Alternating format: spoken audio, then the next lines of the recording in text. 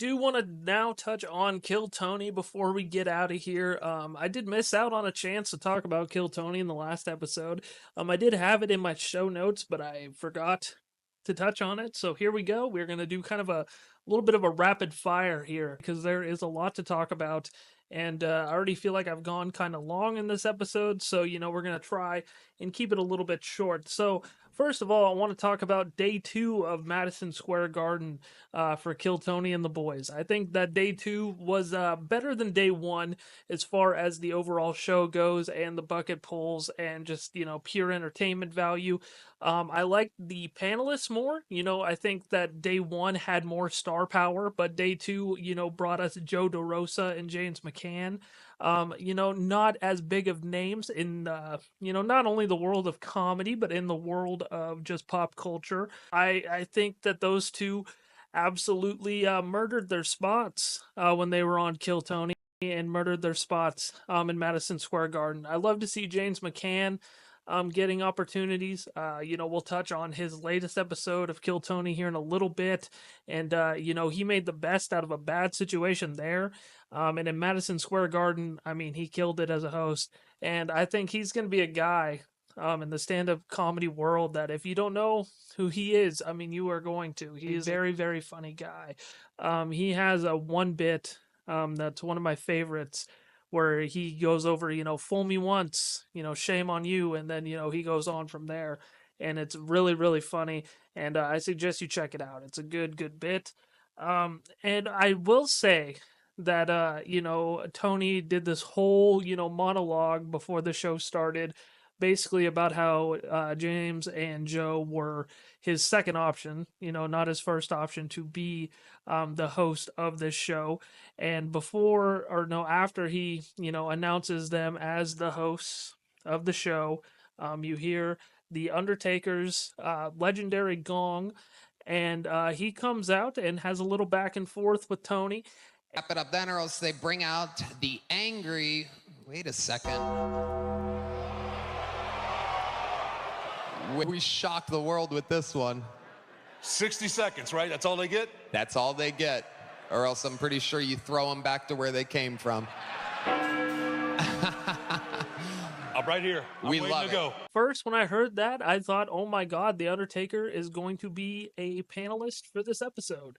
But he was not. It was just going to be The Undertaker's gong going off instead of the angry West Hollywood Bear.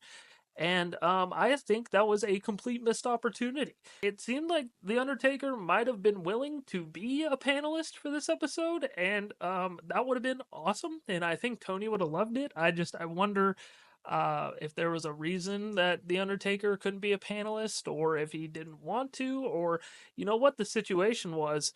But Undertaker would have been a great panelist for the New Year's Eve show. I don't know if he saw Ric Flair's debacle and he's like, I don't want to be like Rick, but it was awesome to see The Undertaker.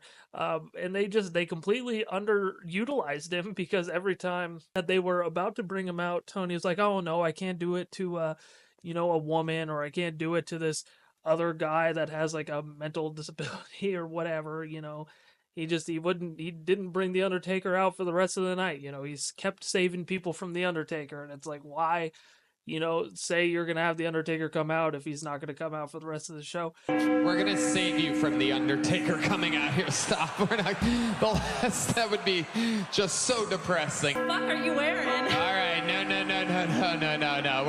I'm going to save you again. I'm saving people tonight.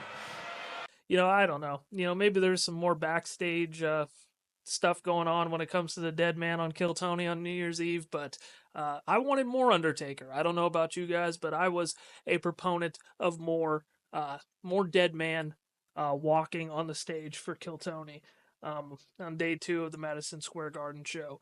Going over one of the guest appearances on the show for the stand-up, Andrew Dice Clay, man. I've never been an Andrew Dice Clay guy. I think I missed that boat. I think I missed that generation. But Tony sure hypes him up a lot, and I know that there are a lot of guys who are big fans of his. And he went out there and bombed, bombed in front of the Madison Square Garden crowd.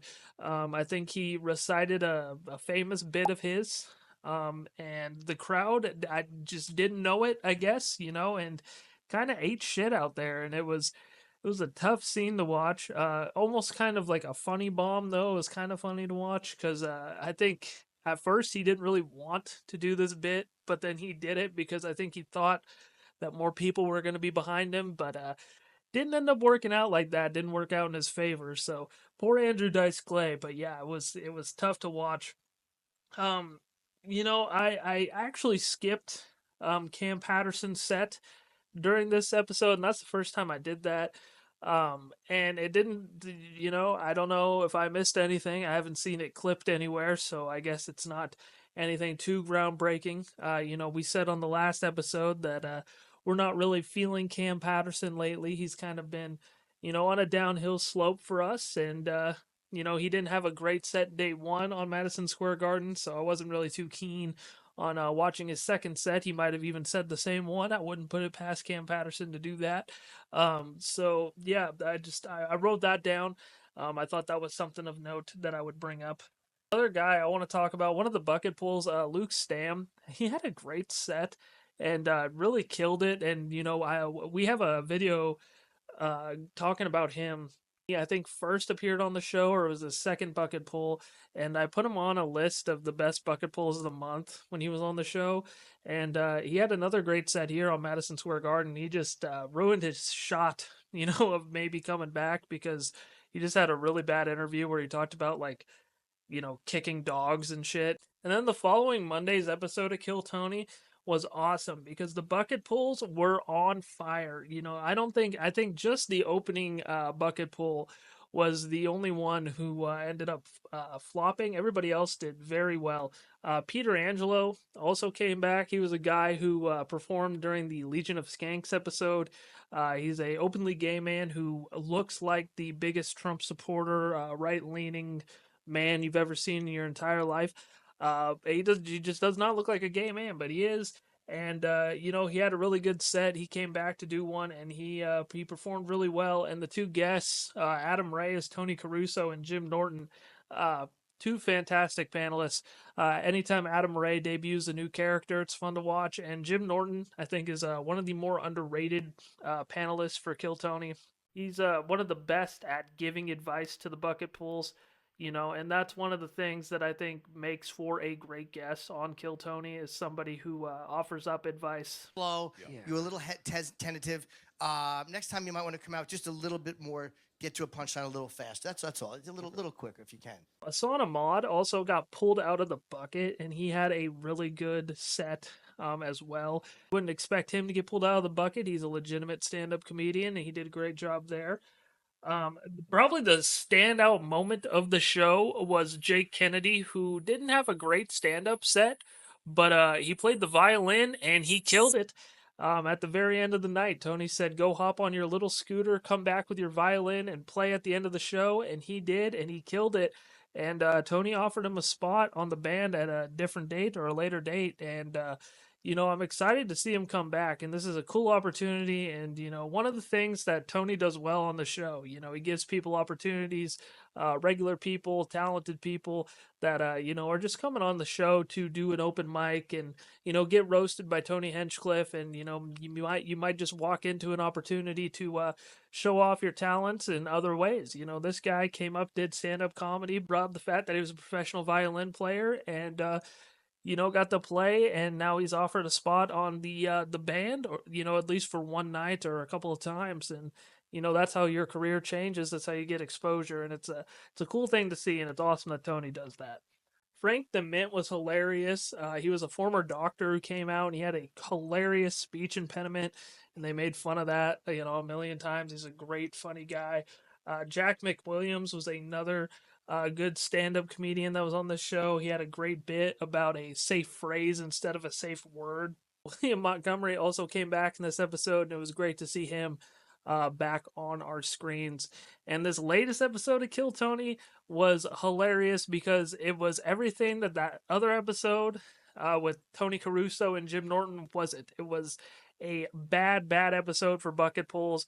Tony didn't give out a single big joke book until the record for bucket pulls was broken.